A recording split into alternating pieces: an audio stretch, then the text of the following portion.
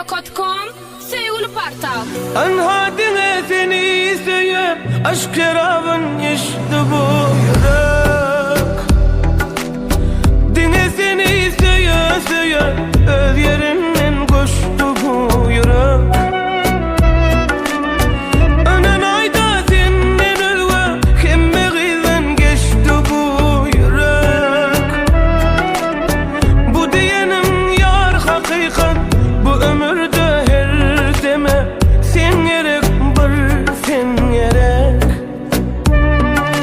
Bana ay gerek değil, yıllar gerek değil.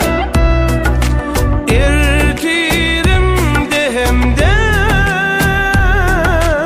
sen hemişe men yanımda bol.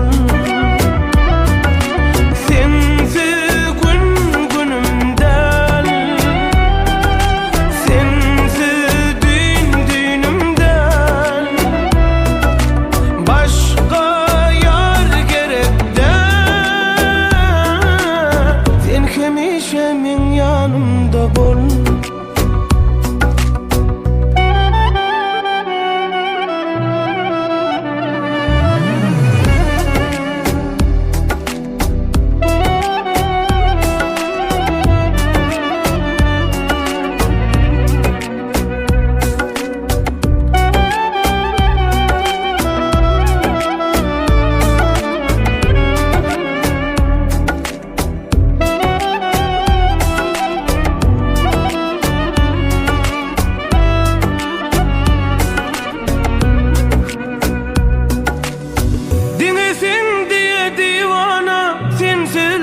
Korkalım harap.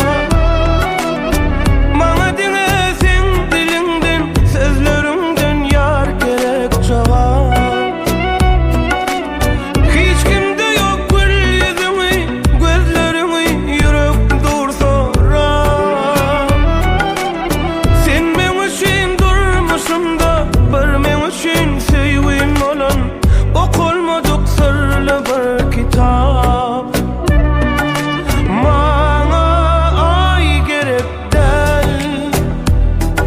Yıllar